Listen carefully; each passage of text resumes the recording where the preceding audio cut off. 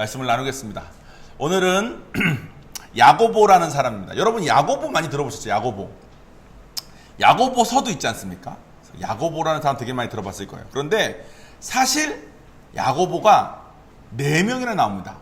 마리아도 엄청 많이 나오잖아요.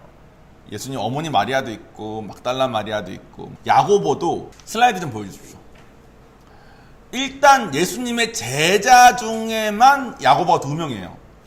12제자입니다. 예수님 12제자. 그 가룟 유다를 포함한 12제자. 나중에 유다 대신 다시 들어온 사람 말고. 처음에 시몬 베드로, 우리 베드로 배웠죠. 베드로 동생인 걸로 여겨지는 안드레. 우리 안드레도 배웠습니다. 기억나시죠? 제일 첫 번째 제자였는데 4명 중에 불렀다고. 그 다음에 야고보 있습니다. 세베대의 아들 야고보. 그 다음 밑에 세베대의 아들 요한. 이 4명이 제가 말했던 그 첫 번째로 처음 모였던 그 2 형제들이야. 그래서 안드레랑 요한이 먼저 예수님한테 따라갔다가 안드레가 자기 형 시몬을 데려오고 요한이 자기 형 야고보를 데려왔는데 굳이 세베대의 아들 야고보라고 말하는 이유가 뭐냐면 야고보가 또 나와요. 그래서 그 다음에 빌립도 나오고 바돌로메 나오고 도마도 나오고 그 다음에 마태도 나왔다가 밑에 야고보가 또 나옵니다. 이 사람은 아빠 이름이 알페오야. 그래서 알페오의 아들 야고보. 그래서 그냥 약칭으로는 야고보를 세베대의 아들 야고보가 성경에 훨씬 많이 나오거든요. 그리고 역할도 좀 많이 했나 봅니다. 그래서 저 야고보를 대야고보라 부르고 알페오의 아들 야고보를 소야고보라 불러요. 그 다음에 유다 다데오라는 사람도 있고 처음 들어보시죠. 유다 다데오. 대부분 그 몇 명을 제외하고는 성경에 거의 언급이 안 돼요. 제자들이. 근데 성경엔 안 나오지만 그 다른 역사서 같은 거 보면은 거의 대부분 다 순교하셨습니다. 그 다음에 시몬이라는 사람도 있었고 시몬 베드로가 있고 시몬이 또 따로 있어요. 그 다음에 가룟 유다가 있습니다. 근데 유다 다데오의 아빠가 이름이 야고보래. 그래서 지금 야고보 3명 나온 거예요. 제자 연결해서만. 대야고보가 있고 소야고보가 있고 다데오의 아빠가 야고보래 이름이.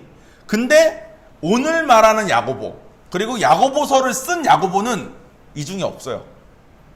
왜냐하면 야고보서를 쓰고 오늘 제가 말할 야고보는 예수님 친동생이야.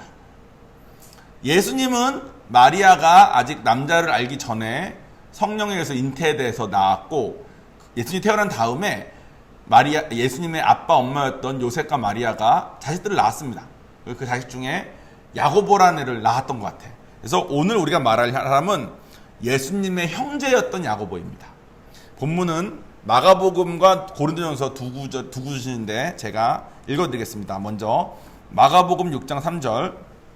이 사람이 마리아의 아들 목수가 아니냐? 야고보와 요셉과 유다와 시몬의 형제가 아니냐? 이게 지금 다 요셉과 마리아가 낳은 그 애들인가 봐.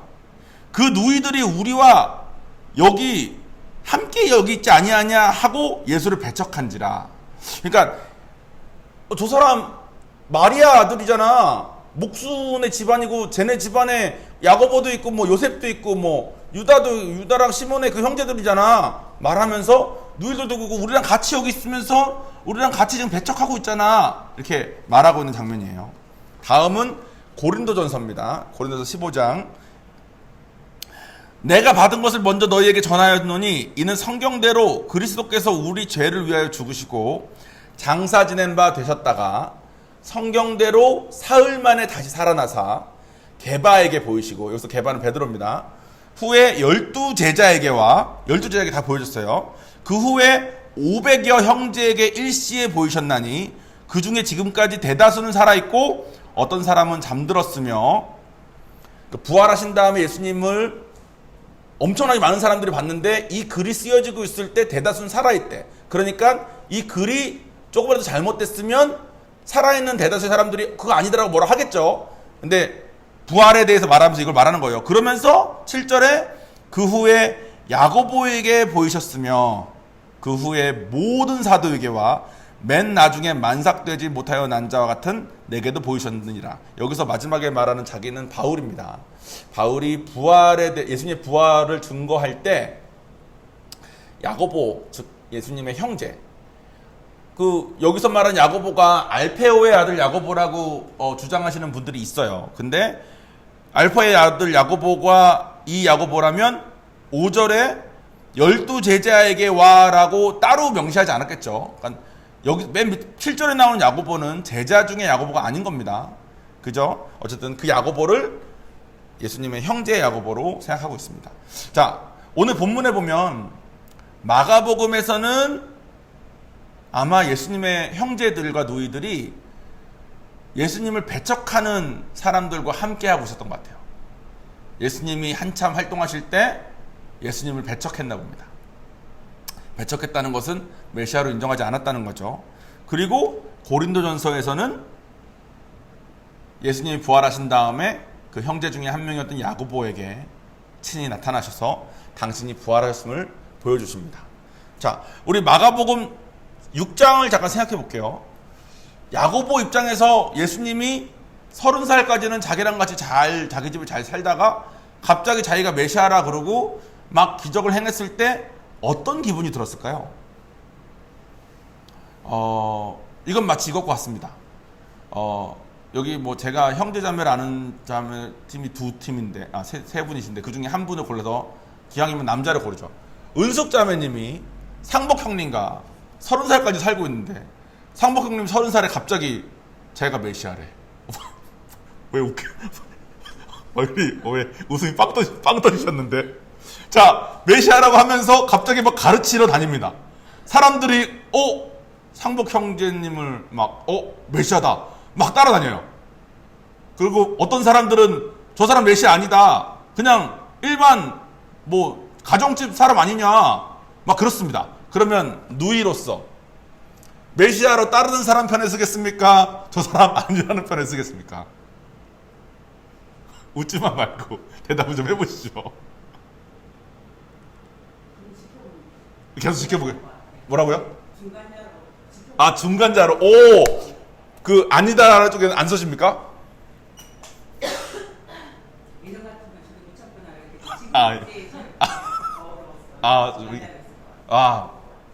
본인의 그동안의 변화에 대해서 고백을 하셨습니다.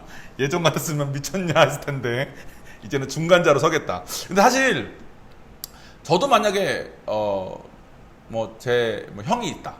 근데 형이 나랑 같이 잘 살다가 갑자기 자기가 메시아라 그러고 30살부터 막 다니고 막 사람들 막 끌고 당기고 그러면 저도 싫었을 것 같아.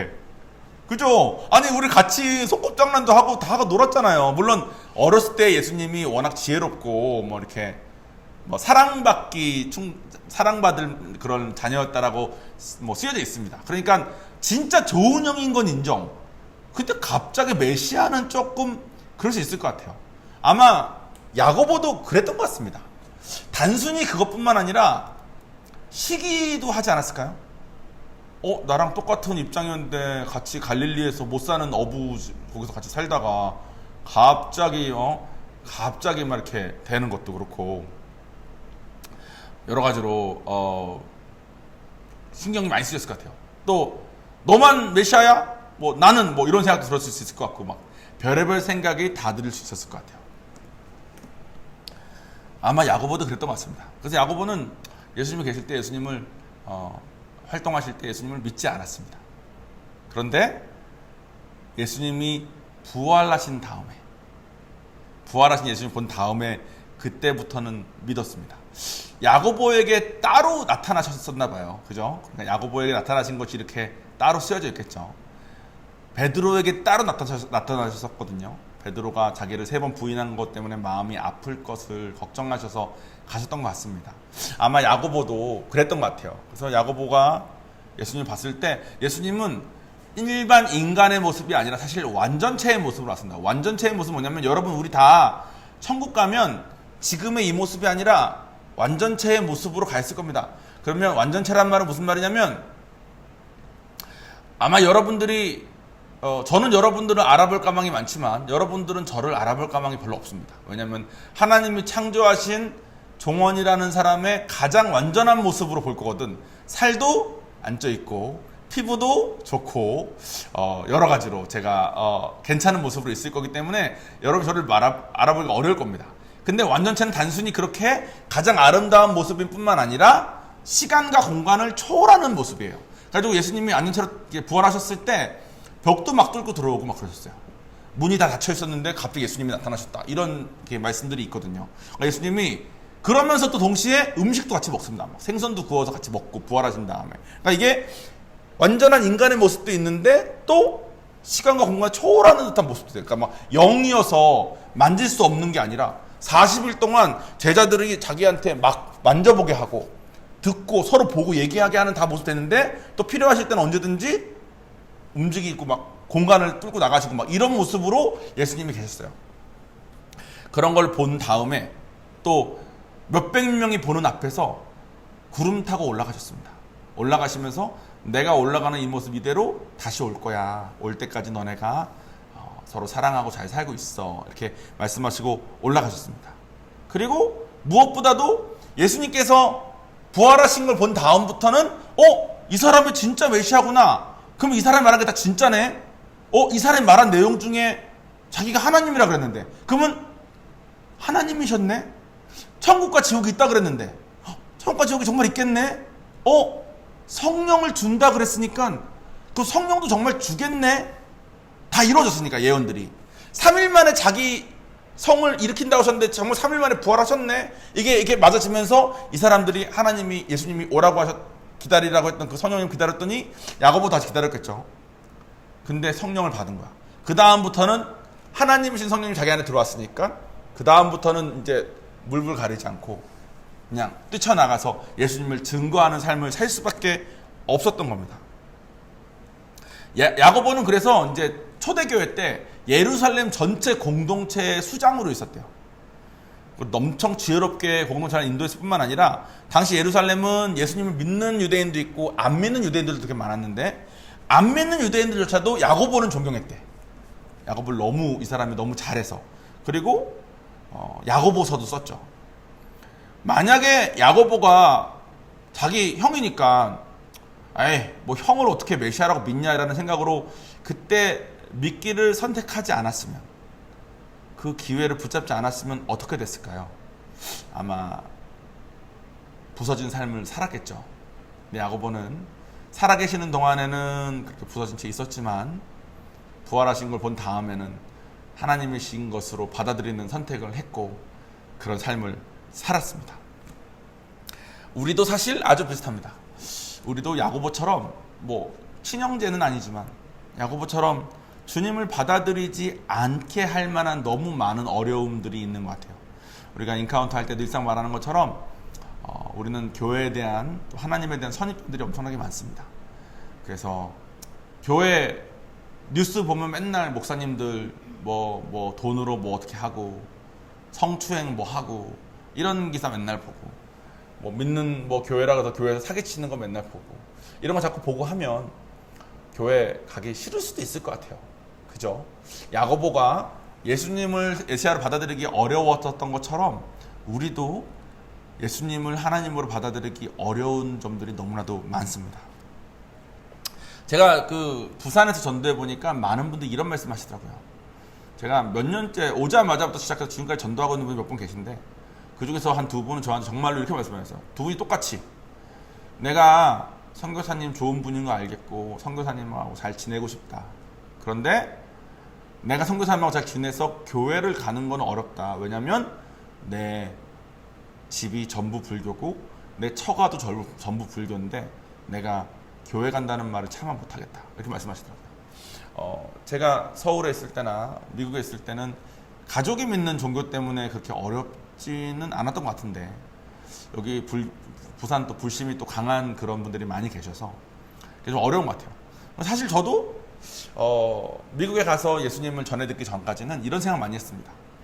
나는 만약에 종교를 갖는다면 그래도 불교나 유교를 가져야 되지 않을까. 내가 아시아인인데 천도교를 믿기에는 우리나라에 있었던 그 종교를 믿기에는 이제 없어져 버렸으니까 안 되고 그래도 아시아 걸 믿어야 되지 않겠냐. 그게 좀 나랑 잘 맞지 않을까. 이런 생각 많이 했어요. 왜냐면 이스라엘 땅 저쪽 막 아랍 옆에 있는 그 나라 땅에 있는 종교를 생뚱맞게 받아들이는 게 좀 웃기잖아요. 그래서 그분들을 제가 이해합니다. 저는 사실 그런 생각하면서 교회 다니는 애들을 되게 싫어했었기 때문에 제가 인카운터 때마다 말씀드리지만 저는 건달 같은 친구가 있었어요. 저랑 마음이 잘 맞아서 친했는데 저는 건달 같은 행동을 할 만큼 용기는 있지 않았지만 외모가 이미 걔랑 좀 비슷한 게 있어가지고 둘이 다니면 아무도 저에게서 뭐 이렇게 너 왜 얘네랑 같이 다녀 이런 말을 하지 않는 그런 사람이었습니다. 근데 건달 친구가 하루는 누굴 때리고 왔다는 거예요. 그래서 야, 너 왜 학교 오는 길에 누굴 때리고 오냐 이렇게 하니까 걔가 야, 교회 다닌대잖아. 그걸 딱 듣고 내가 무슨 말 생각했냐면 야, 너 간만에 사회에 좋은 일 했다? 그때 그 말을 내가 진짜로 했어요. 근데 그만큼 교회 다니는 사람의 그 자기들만 옳다고 하고 자기들만 맞고 딴 건 다 틀리다고 하는 그 오만함이 저는 너무 싫었었습니다. 근데 저한테도 기회가 왔었죠. 사실 여러분 모두에게도 기회가 왔었을 겁니다. 사실 오신 것을 붙잡았으니까 이 자리에 계신 거겠죠.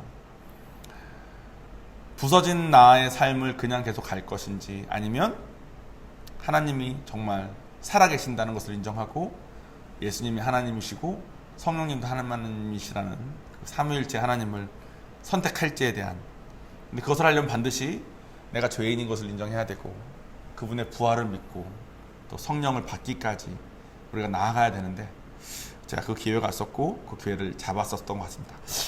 이번 주에 제가 한 지체분을 만났는데 몇 명 안 되기 때문에 오늘 모인 분이 누구라고 말하면 당연히 다 아시겠지만 제가 지난번에 카톡에 올렸던 부산 최초 밀면집인 네오냉면에 같이 갔었습니다. 이것저것 얘기하는데 맛있었어요. 그죠? 그 만두는 은숙자매님이 해준 그 만두가 더 맛있었습니다. 만두는 여기보다 거기가 나은데 밀면은 진짜 괜찮았어. 그래서 와, 여기 진짜 괜찮다. 저는 특별히 거기 물냉면이 그 자극적이지 않고 심심한데 깊은 맛이 있는 그 백종원도 와서 쓰고 갔더라고요. 이 맛을 잃지 말아달라고. 그래서 진짜 맛있게 먹었습니다. 근데 먹고 막 많은 대화를 하는데 저한테 물어보시더라고요. 그 변화가 있다는 게 참 신기하다. 어떻게 이게 변화가 있냐. 제가 그때는 이게 커피숍이었기 때문에 제가 좀 이렇게 자세하게 설명 못 드렸습니다. 그리고 제가 야고보를 준비하면서 야고보에게도 변화가 있었던 거 아닙니까? 우리에게도 변화가 있으니까 교회 와서 IGM 와서 변했다 이런 사람들 되게 많이 있지 않습니까? 그럼 이 사람들이 뭐가 변한 걸까라는 생각을 제가 좀 해봤는데 이게 변한 것 같아요. 무엇이 옳고 그르다는 거에 대한 가치관이 일단 변합니다. 예전에는 내가 맞는지 네가 맞는지 모르겠어서 자기가 맞다고 서로 싸워야 되는 삶을 저는 많이 살았어야 됐거든요. 그래서 다른 사람이 저한테 뭐가 틀렸다 그러면 견디지 못했습니다. 저는 누가 너한테 야 정원아 너 이거 아니지 않아? 그러면 이게 왜 아니야? 이래야 되는 사람이었어요. 그러니까 제가 그 어떤 사람하고 잘 지낼 수 있었겠습니까? 근데 저의 가치관이 나는 틀릴 수 있다. 쟤도 틀릴 수 있다. 하지만 성경만 맞다. 하나님만 맞다. 왜냐하면 그분이 다 만드신 분이시니까. 그것을 정하고 난 다음에 제 삶이 진짜 많이 변했던 것 같아요. 예전에는 쓸데없는 싸움을 많이 했습니다. 싸움을 이기고지기고는 중요한 거 아닌 것 같아요. 저랑 싸운 그 사람과 관계가 깨졌겠죠. 저는 저의 옳음을 주장하고 이 사람한테 옳은 것을 가르쳐주면 그 사람이 나에게 고마워할 줄 알았어. 정말 착각이죠. 근데 그땐 정말 그렇게 믿고 살았습니다. 왜냐하면 제 주변에 그렇게 사는 사람들이 많았거든. 저희 집안이 좀 그런 집안입니다. 뭐 빠득빠득 막 큰 소리로 막 서로 자기 주장 맞다고 막 우기는 그런 집안이었던 것 같아. 근데 제가 나 틀릴 수 있구나. 이걸 인정하는 거가 엄청나게 컸던 것 같습니다. 그리고 두 번째는 하나님을 사랑하라라는 게 되게 컸던 것 같아요. 저는 사랑하는 것들이 있었거든요. 제가 말한 사랑은 이제 정말 저에게 소중한 것들. 이거는 저는 의미부여를 잘하기 때문에 어떤 신발이 딱 생기면 그 신발이 너무 소중해지면 그 신발을 사랑하기까지 갔습니다. 저는 진짜 돈도 없는데 굶어가면서 저 밥 안 먹고 굶다가 대상포진 걸린 것도 간증한 적 있지 않습니까? 대상포진 걸릴 때도 저 에어조단은 하나씩 샀습니다. 5개월 동안 돈 모아서 에어조단 하나, 1년 동안 돈 모아서 에어조단 하나 사가지고 제가 에어조단이 한 6켤레인가 있었어요. 결혼할 때 제가 신발이 한 30켤레 되더라고. 저는 신발을 밝은 짧은 반바지엔 이 신발, 짙은 긴 바지엔 이 신발 다 있었습니다. 그 신발을 모아서 그렇게 입는 걸 너무 좋아하고 또 신발을 좋아했던 이유가 제가 제 얼굴을 너무 싫어했기 때문에 사람들의 시선이 제 얼굴보다는 신발로 가기를 원했습니다. 그래서 신발로 포인트를 많이 줬어요. 막 온몸은 다 검은데 신발만 되게 멋진 화려한 신발 신고 뭐 이런 많이 했는데 그때 제가 신발을 진짜 사랑했었거든. 근데 여러분 에어조단 진품 사잖아요. 진짜 비싸게 주고 사는데 이게 진품이니까 막 나온 지 한 20년 된 거야. 그러면 이 고무가 막 떨어져요. 이게 고무가 떨어져 바닥에. 그럼 막 수선 맡겨. 그럼 뭐 잘 붙여도 고무 좀 튀어나올 수, 본드가 좀 튀어나올 수도 있잖아요. 그럼 막 마음이 막 무너집니다. 아, 내가 이렇게 사랑하는 게 이게 변해가는 거. 근데 하나님 만나고 나니까 하나님을 제일 사랑해야 된대. 그리고 하나님을 사랑하려고 좀 노력을 해봤는데 하나님은 안 변하더라고. 하나님은 밑창에 뜯어지지도 않고 하나님은 본드 칠해가지고 수선해야 될 필요도 없고 제가 내 마음을 실어서 어떤 거를 사랑해요. 제가 이 아이폰을 너무 사랑하면 아이폰이 너무 좋은데 아이폰 신형이 올가을에 또 나온대요. 올가을에 나오기도 전에 벌써 애플의 주가가 엄청 올랐대. 이번에 나올 거에 대한 소문들이 너무 좋아서. 그러면 그 더 나은 게 나오면 이거에 대한 마음이 좀 변할 수 있겠죠. 그것처럼 제가 그동안 사랑했던 것들이 다 저에게 실망을 줄 수 있는 것들이었는데 하나님은 그런 분이 아니더라고. 그러니까 제가 쏟는 에너지, 내가 쏟는 사랑이 변하지 않는 대상이라는 것이 제 삶을 아주 많이 바꿨던 것 같습니다. 그리고 그분이 온 우주를 창조하신 분인데 제 아버지래. 성경에 띄어진 바에 따르면 우리는 원래 죄의 종으로 태어났다가 하나님의 자녀로 신분이 바뀌는 거랍니다. 되게 영적인 내용 같지만 이게 사실 실제 하는 내용이고, 이 실제 하는 내용이 신앙생활 통해서 또 교회 예배 통해서 하나하나 배워지고 하나하나 와닿아서 야고보처럼 하나님을 직접 대면하는 것까지 우리는 보통 만난다고 표현하죠. 뭐 예수를 영접했다, 거듭났다, 성령을 받았다, 하나님을 만났다. 어떤 표현이나 똑같은 표현입니다. 그것이 개인적으로 일어났을 때 우리가 야고보와 같은 그런 입장이 될 수 있었던 것 같아요. 여러분들은 어떻습니까? 여러분의 가치관은 무엇이 옳은지, 혹은 여러분의 정체성은 여전히 세상에 속한 죄의 종입니까? 아니면 하나님의 딸, 아들이십니까? 그리고 하나님을 사랑하면서 흔들리지 않는 그 사랑을 혹시 하고 계십니까? 저 예전에 그 기회가 왔을 때 그 기회를 안 잡고 그냥 있었으면, 제가 제 인생을 곰곰이 돌아다보고 저의 성격을 봤을 때 저는 지금 고시원에 들어가서 설날 추석 때마다 엄마 전화만 받으면서, 근데 엄마가 올해도 안 오냐 그러면 네 엄마 안 가요 하고 안 가고 고시원에서 라면 끓여 먹으면서, 제 체질상 아마 당이 벌써 왔을 겁니다.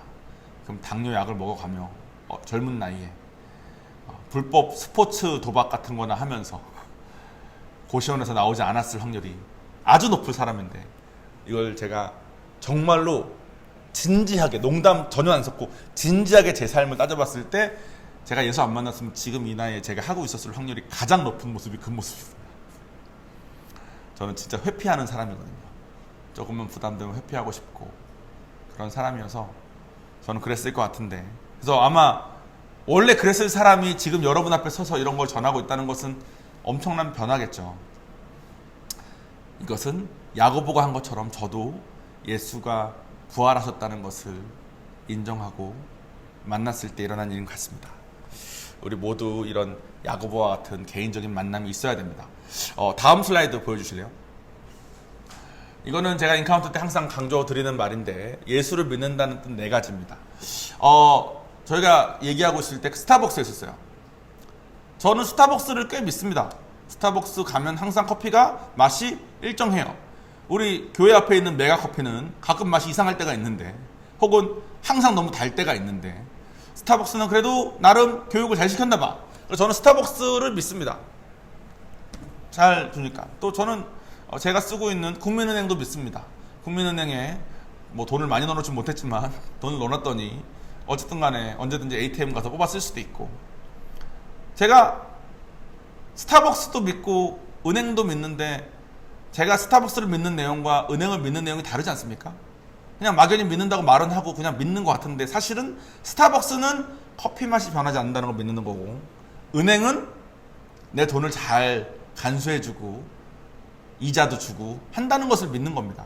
그것처럼 우리가 그냥 막연히 예수를 믿는다 그러면 그냥 믿는다고 생각할 수 있는데, 마치 스타벅스 믿는 것처럼 내가 예수 믿으니까 교회 나오지 할 수 있는데, 사실 성경에는 예수를 믿는다는 게 정확히 무슨 뜻인지 쓰여져 있습니다. 예수님은 스타벅스 믿듯이 믿으면 안 돼요. 은행 믿듯이 믿으면 안 됩니다. 사실 은행처럼 믿는 분들이 진짜 많아요. 예수님께 잘하면 어떻게 축복 좀 주겠지, 돈 좀 벌게 해주겠지, 이런 생각하시는 분들도 진짜 많습니다. 하지만 예수님 믿는다는 뜻은 그 뜻이 전혀 아니에요.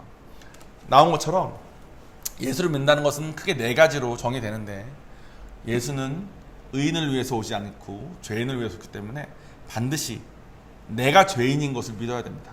여러분은 죄인이십니까? 죄인인 것 같으세요? 두 번째는 2000년 전에 오신 예수님이 하나님이신 걸 믿어야 돼요. 삼위일체를 믿는다는 뜻이겠죠. 세 번째는 그 하나님이신 예수님이 내 죄 때문에 십자가에 달려 돌아가셨다는 걸 믿어야 돼요. 우리의 죄가 아니라 내 죄. 여기서 보통 많이 넘어지십니다. 왜 내 죄냐? 더 죄 지은 사람 많이 있는데. 근데 제가 예전에 인카운터 때 왕과 어머니 얘기하는 것처럼 하나님은 공의하신 분이시기 때문에 그 작은 죄라도 어떻게 할 수가 없는 거예요. 마지막으로 그 십자가 달려 돌아가신 예수님께서 3일 만에 부활하시고 지금도 살아서 나의 왕으로 계신다는 것을 믿어야 됩니다. 부활을 믿지 않으면 예수님은 그냥 거짓말쟁이일 수도 있고 그냥 되게 똑똑한 사람일 수도 있습니다. 저는 사람이 말한 거라면 못 믿어. 왜냐면 더 나은 이론이 나올 수 있으니까. 그죠? 그런데 부활하신 것 때문에 우리는 예수님이 하나님이신 것을 알 수 있습니다. 부활은 죽었다가 살아나기만 한 게 아니에요. 죽었다 살아난 사람들은 되게 많아. 근데 부활은 죽었다가 살아난 다음에 다시는 죽지 않는 겁니다. 죽었다 살아나서 다시는 죽지 않고 지금까지 살아있는 분은 예수님밖에 없어요. 그래서 우리가 예수님을 하나님이라고 믿고, 저처럼 아시아 종교를 믿어야 될 것 같은 사람이 이 서양 종교를 믿고 있는 겁니다. 여러분들에게도 예수님을 직접 만날 수 있는 기회가 아마 왔을 겁니다. 또 지금도 그 기회를 가지고 계신 분들이 계실 겁니다. 이 네 가지 중에 어떤 것은 믿고 어떤 것은 안 믿고 하실 수도 있겠지만 끝까지 네 가지를 다 곱씹어 보시면서 기도하실 때마다 한번 믿어보시면 어떨까요? 마무리를 짓겠습니다. 우리는 당시에도, 예수님 계셔서 당시에도 죄인인 걸 인정하지 않고 부서진 걸 인정하지 않은 사람들은 영접하지 못했습니다. 많은 야고보처럼 자기랑 같이 자랐는데, 자랐으니까 더더욱 믿기 어려운 그런 어려움에도 야고보는 믿기를 선택한 거 아닙니까? 근데 당시에도 믿기를 선택하지 않은 사람이 너무나 많았어. 지금도 마찬가지입니다. 여러분, 얼마나 그 복음에 대한 메시지가 유튜브나 뭐 TV나 얼마나 많이 선포되고 있습니까? 교회 안에서도 얼마나 많이 선포되고 있습니까? 하지만 교회를 다니기만 하거나 예수를 믿긴 믿는데 영접할 때까지 혹은 거듭날 때까지, 성령을 받을 때까지는 아직 안 믿으신 분들도 많이 있어요. 근데 그분들이 보통 부딪히는 문제가 뭐냐면, 그 어려움이 뭐냐면 자기의 부서졌음을 온전히 인정이 잘 안 되는 겁니다. 나의 죄 때문에 내가 부서졌다는 것이 인정이 안 되고, 보통은 남의 죄 때문에 내가 부서졌다고 생각하거나 남 때문에 내가 힘들다고 생각하는 경우가 많습니다. 근데 하나님께서 원하시는 것은 네가 죄인이고 네 죄 때문에 내가 필요하다는 것을 인정하라는 거예요. 근데 그게 참 어려운 것 같습니다. 제가 이번에 토니 선교사님이랑 같이 여주를 다녀오면서 들은 많은 이야기가 있는데, 그 중에 한 이야기를 제가 전해드리고 마치겠습니다. 내가 내 집에 살면 내가 내 방도 알고 내 부엌도 알고 내 방이 뭐 어떤 구조로 되어 있고 화장실은 어디로 가면 있는지도 알고 다 압니다. 그죠? 그래서 나는 충분히 안다고 생각하고, 나는 이 정도면 괜찮다고 생각하는 경우가 많아요. 내가 이 정도면 괜찮기 때문에 남의 죄들만 문제인 겁니다. 그런데 여러분이 살고 있는 집 여러분 잘 아시죠? 근데 여러분이 잘 알겠습니까? 그 집을 건축한 사람이 잘 알겠습니까? 건축한 사람이 훨씬 더 잘 알겠죠. 건축한 사람한테 배우면 우리가 이 집을 훨씬 더 잘 활용할 수 있는 길이 열리지 않겠습니까? 근데 내가 그 집에 살고 있다는 이유, 그것 때문에 건축가까지는 필요 없다라는 삶으로 적절히 사는 경우가 너무나 많은 것 같아요. 그래서 교회 오래 다녀서도 하나님 만나지 못하는 분들 너무나 많습니다. 근데 여러분, 우리 다 같이 만나는 그날까지 갈 겁니다. 계속 이렇게 복음을 들으시고, 야고보 같은 어려움이 있더라도 하나님을 선택하고 만날 수 있는 것처럼 우리도 다 만날 수 있으니, 또 하나님이 그거를 위해서 여러분을 초청하고 계시니 우리 끝까지 같이 갔으면 좋겠습니다. 우리 오늘 설교 끝난 다음에 기도할 때는 이 네 가지를 기도해 보면 어떨까요? 나는 죄인이다. 2000년 전에 오신 예수님이 하나님이시다. 그리고 이 예수님이 내 죄 때문에 돌아가셨다. 그 다음에 돌아가신 뒤에 3일 만에 부활하시고 지금도 살아계셔서 나의 왕으로 계신다는 것을 하나님께 내가 정말 믿는다고 고백하는 기도를 하고 오늘 이 설교를 마치도록 하겠습니다. 다 같이 기도하겠습니다.